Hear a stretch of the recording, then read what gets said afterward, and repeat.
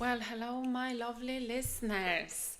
I am coming on today as today is 11:11 portal, as some might say, and I love numerology.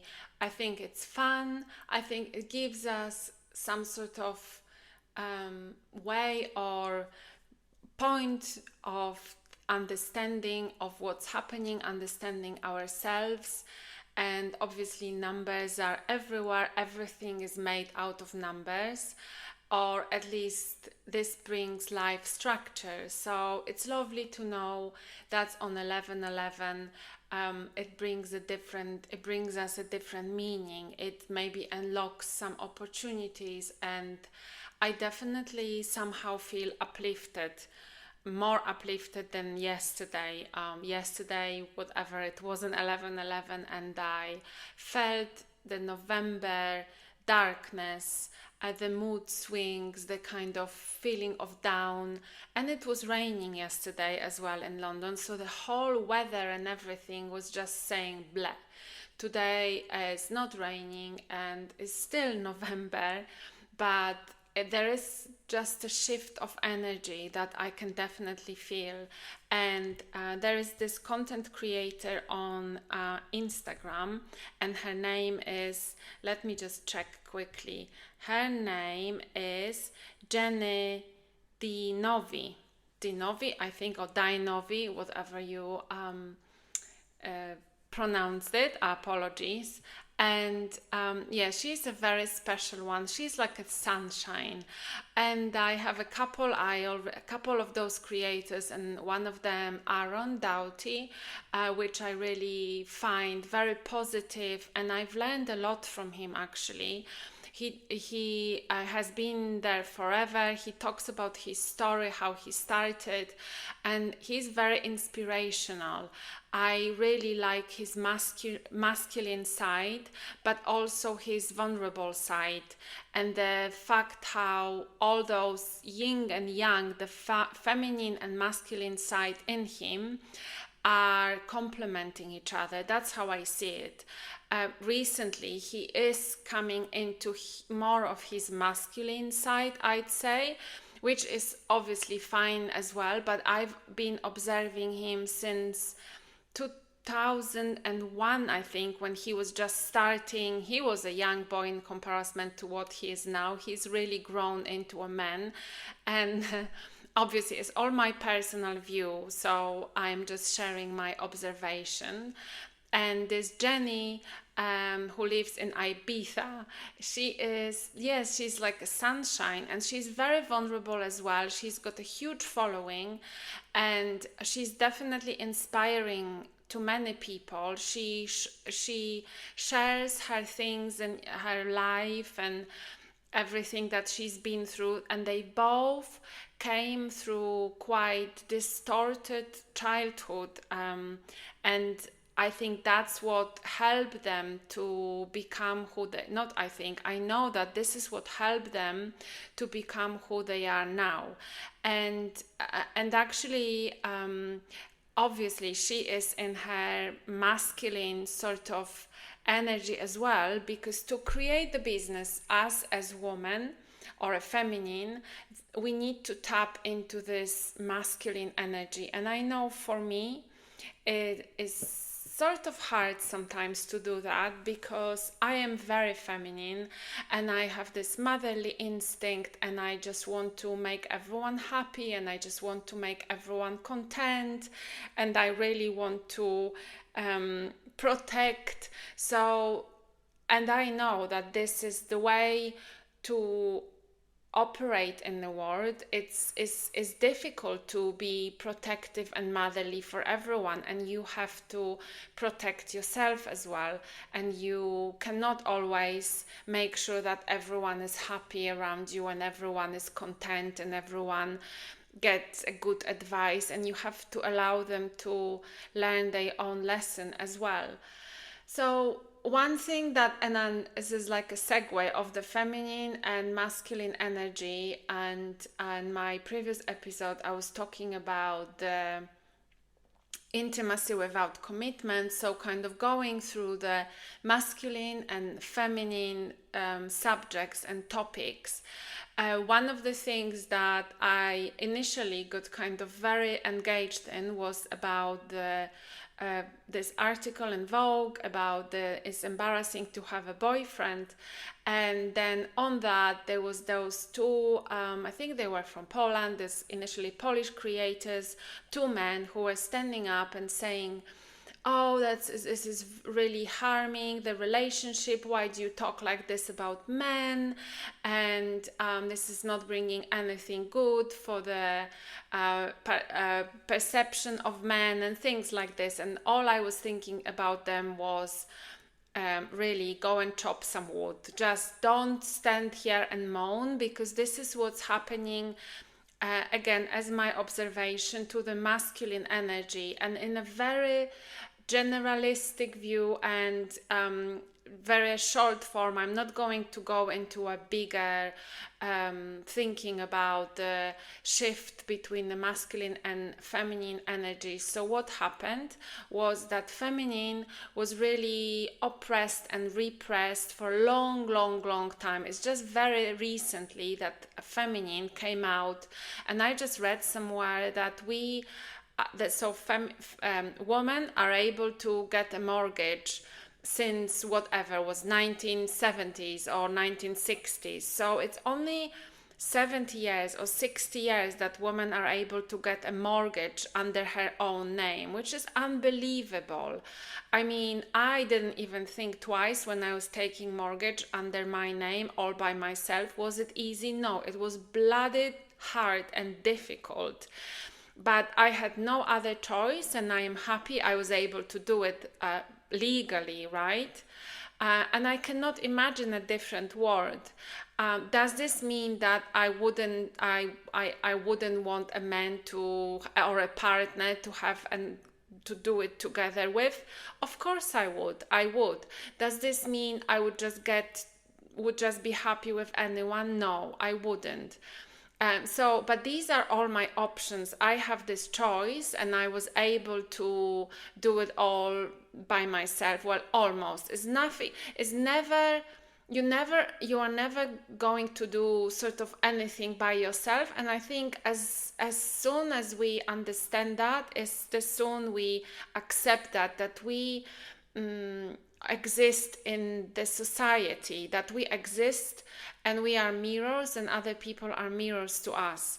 So it's fine to be by yourself and to kind of have to retreat and to be single and to exist in this kind of almost one person household if you don't count your pets. Also, when you are single and your kids move out, or if you never had kids, if you're a man or a woman, it's fine. There's nothing wrong with this, and you can develop. And sometimes you need this isolation almost, especially if you've given everything to others for a long time, or if you just need this time to work on yourself. But sooner or later you would need someone, some people, or a partner, or a good friend, or someone else, because only through them you then learn more. And if you are a content creator, for example, and you build your business, how did you build your business? You build your business on people, or through people, or thanks to people who are listening to you, and sometimes, and very often, and they should give you feedback, and you are learning and growing on this feedback. So it's not like you are all by yourself. And I say it to you, and I say it to myself, because I also have a tendency to think, oh, I'm all good and by myself, and I like being by myself. I like my own company. I like being my own friend. While now, after being in this state for a longish time, and sort of having some instances when I was faced with maybe not potential relationship, but a reminder of how relationship could look like, and how it triggered me, and where it brought me.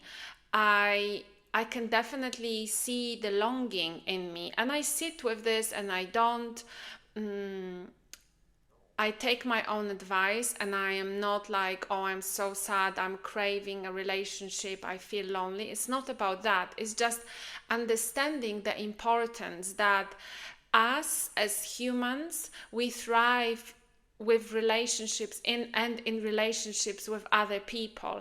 And as much as sometimes I would like to say, oh, this person did this to me, or this person was really horrible, I went on this date and it was a bit eye-opening, and it brought me, oh, when I'm thinking about this, the last date I've been on, it was just mind-shattering of how I don't want to be judgmental, but I just felt a disgust. But also, it was because some alcohol was involved. So I have to rethink and reevaluate of, is it worth to bring alcohol on a first date? And I am saying no. And I knew that, so I don't know where it came from. I guess I just felt like the conversation is flowing through also opening of the alcohol. The alcohol opening is very artificial. So yes, it allows you to come out of your shell. Drinking alcohol, it allows you to be less, I guess, afraid or ashamed, or tap into a deeper levels or layers, but it's not authentic. It brings the ugliness together with kind of stripping out the shame, and definitely this particular day that I have been to should have stopped at certain point, and just we should have gone our separate ways rather than staying and kind of developing it based on alcohol. So definitely I am learning, but I only learn that through another person. I wouldn't, if I went on to a date with myself, which I sometimes do, they are very civilized. I have coffee, I have maybe a cocktail, I go to the cinema. I know when I don't need to be like this with myself. Well, not anymore. Maybe in my 20s or early 30s, I used to have dates with myself as well, because I always done it. And I used to have a couple of beers and I was really cheerful, and I was, I don't know, chatting with people, but not now, not anymore. I don't need that. It's not that enjoyable, but this time I did that. Why did I do this? I'm not entirely sure. I think there was an element of actually just a feeling of this just is so horrible, it cannot get any more horrible, so I just do this. It's quite, I don't want to say pathetic, but that's how it was. But I could understand that, and I could see that, and I wasn't made to do that. I made this decision for whatever reason, and it taught me things like I don't really want to do it again. So if I go for a date, I don't want this date to involve alcohol, at least not that much, not that many margaritas. So that's fine. I woke up the next day with kind of body hangover, but also soul hangover, that I opened up to someone that wasn't worth opening up, at least not for me. And this is something that kind of, the alcohol, it's something that kind of weaves its a thread throughout my dating, I guess, or relationships. And I just look forward to meeting someone that this much alcohol or an alcohol at all wouldn't be involved. I don't really drink alcohol like on daily basis. If I could, I wouldn't drink alcohol if I could. If I could help it. So if there is like a gathering, or with friends, I would probably drink some alcohol. If everyone else is drinking, I'd probably have a glass as well. It's not very often, doesn't happen very often. I didn't really want to speak about this, so I don't know where it came from, but if it came, then it was important. So it's about lessons. It's about other people being our mirrors. It's about us not existing just in a separation of everything else. And this, the feminine and masculine, going back to this Vogue article about men being embarrassment, this is like in a woman's outcry. And what happened now, because women gain this power and then they exercising the power all over the place. We see powerful women making money, women in business, women making all sorts of decisions. Not enough still. There is this kind of struggle still going as a glass ceiling in corporations and everywhere else. So we are not there yet. But in the same time, men are kind of becoming weaker, and they cannot find their space and they cannot find themselves. They really want to be in their feminine side, but they kind of are afraid of this feminine side, or they go into the feminine side so deeply that they lose a masculine side in them. That's what I am observing. They sort of go into the feelings which they don't know what to do with, and they become a woman when they are not a woman. They role the same as woman role, and obviously again it's very generic, but the man role is to lead, the man role is to protect, the man role is to be a support, and then the woman role is like someone said, and it's a very, I think it's a very good description. So the man is a vessel, the man holds a structure, and woman is a water. So woman fills in the structure. Woman with the femininity is fluid, is changing, is embracing, and the man holds the structure.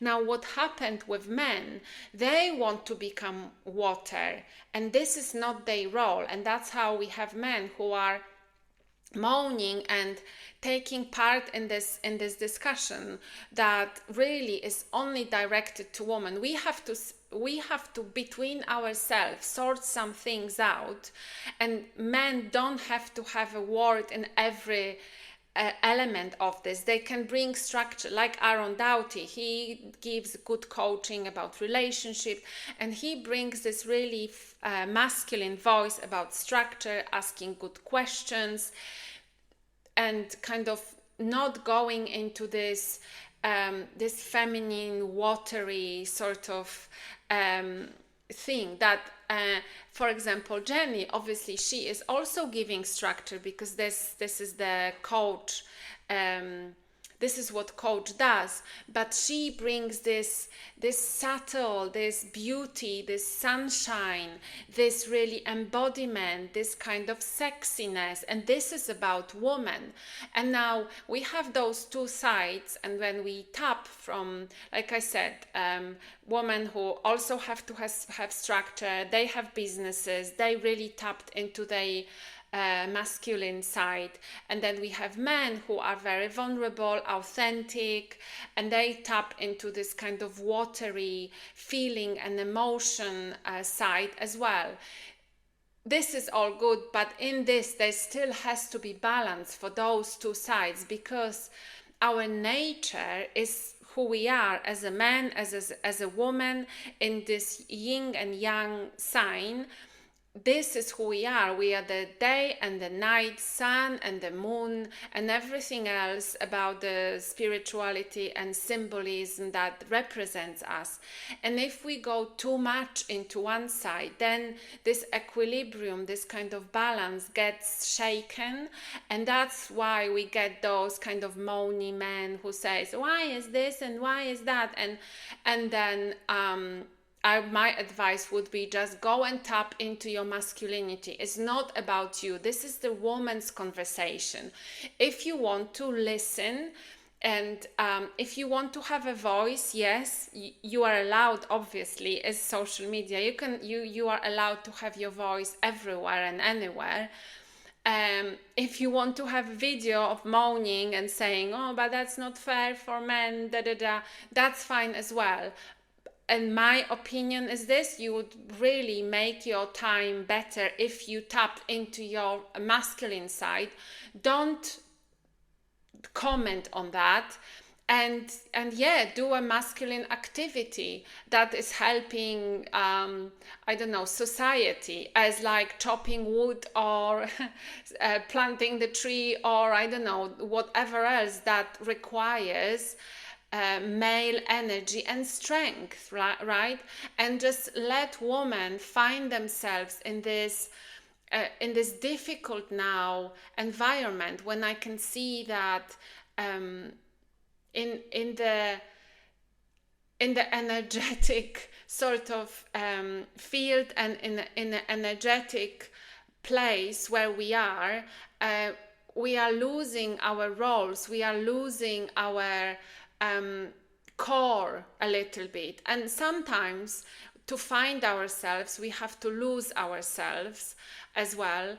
But in this is confusing, and it's then translates into the dating world, and it's translate into those kind of wishy-washy borders that we don't know we don't know who you are in the relationship, and we don't know who am I in the relationships. What is your role? What you are providing? What you are you a taker or are you provider? Where is the balance? Where is the kind of border of I cannot find my femininity and you cannot find your masculinity? We are both so lost because we want to be authentic, but then with everything that's happening around us, we kind of lost ourselves in those roles.